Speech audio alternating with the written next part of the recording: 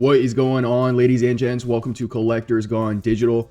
My name's Josh, and on today's episode, we're going to be talking about a company called NIUM. Not NIUM, NIUM. Not too long ago, VeVe did have some issues with their global payouts. They were down for a little bit, and they are now back up as a result of them partnering with this company. So we're talking about who they are, what they do, as well as some pretty interesting points that I was able to get from Living Aloha Collectibles. So shout out to you. So without further ado, sit back, relax, and enjoy. So a great way to start off the video is by first off talking about who is NIUM. So they were formerly known as InstaRem and were founded back in 2014. They initially focused on providing low-cost international money transfers for individuals and small to medium-sized businesses.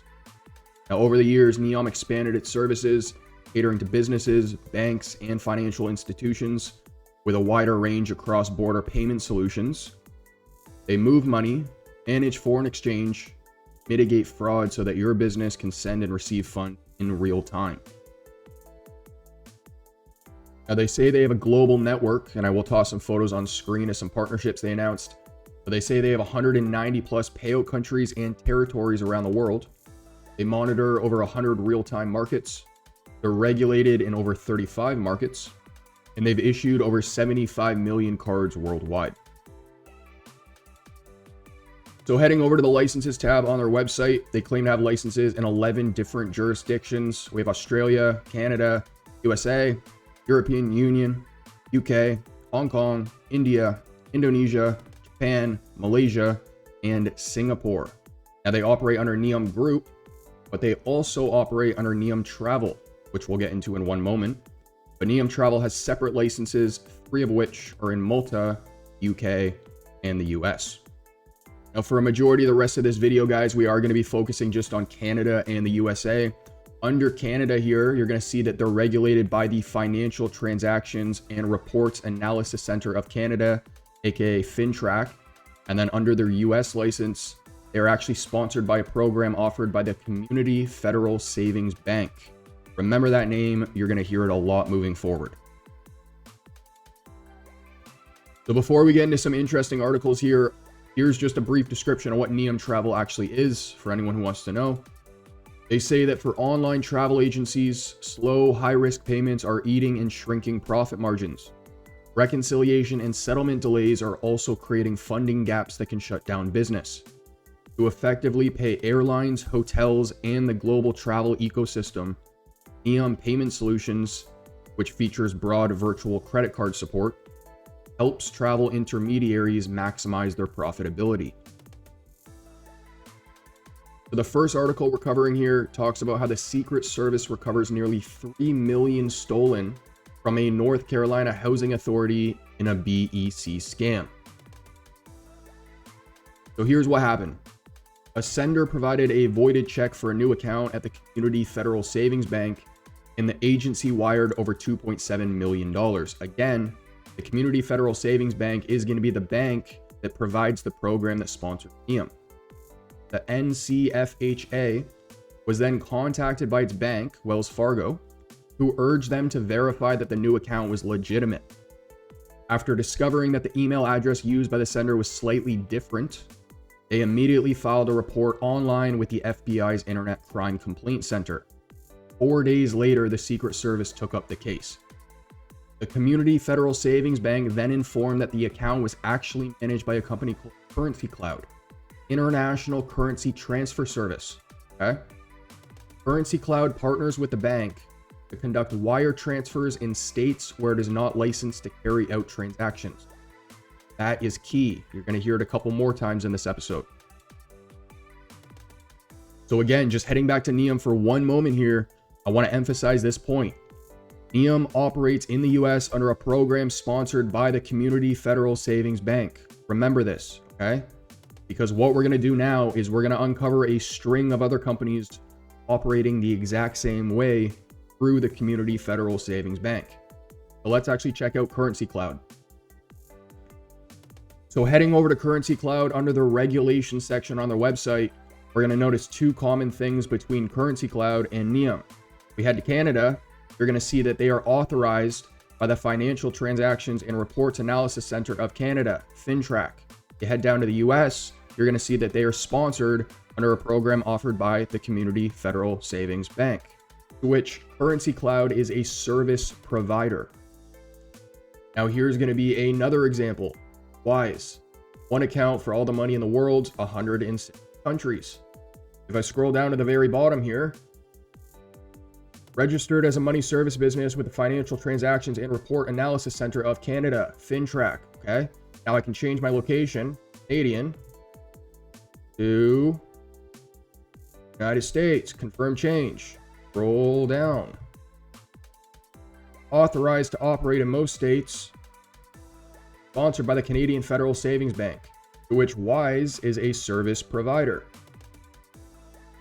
Now here's our third example. Zolve, $100 million warehouse debt facility to help immigrants gain access to financial services. Down. The Zolve debit card, credit card, and Aspire credit card are issued by the Community Federal Savings Bank. So we talked about FINTRAC and the Community Federal Savings Bank several times now. So who exactly or what exactly are these institutions? FINTRAC, actually I spelled that wrong, damn it. FINTRAC stands for the Financial Transactions and Reporting Analysis Center of Canada. They're Canada's financial intelligence unit responsible for detecting, preventing, and deterring money laundering, terrorist financing, and other threats to the integrity of Canada's financial system. They collect, analyze, assess, and disclose financial intelligence to law enforcement and then other relevant authorities. And they also regulate various sectors, including financial institutions, casinos, money services businesses, and others, to ensure compliance with anti-money laundering and anti-terrorist financing regulations. Now, when it comes to the Community Federal Savings Bank, they're a federally chartered savings bank based in New York City, and they're known for offering innovative banking solutions primarily focused on digital online banking services. So what exactly is happening here? Okay. NIUM, including the other companies we just walked through, are all conducting international transactions through the Community Federal Savings Bank in the US in jurisdictions they don't actually have licenses for. Now, although I don't have like a financial background or anything like that, I do know that this is not uncommon for companies to use like third-party banks.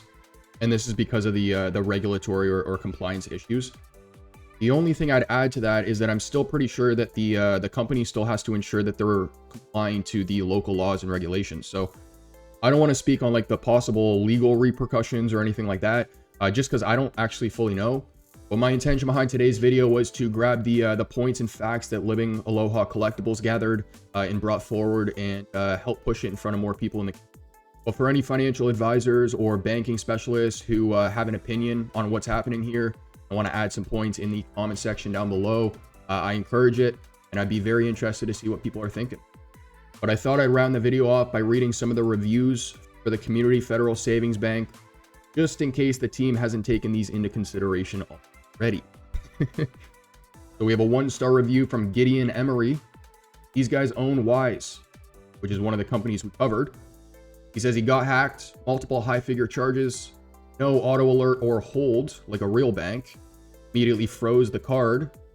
Another 1-star review from Ollie. This is not a real bank.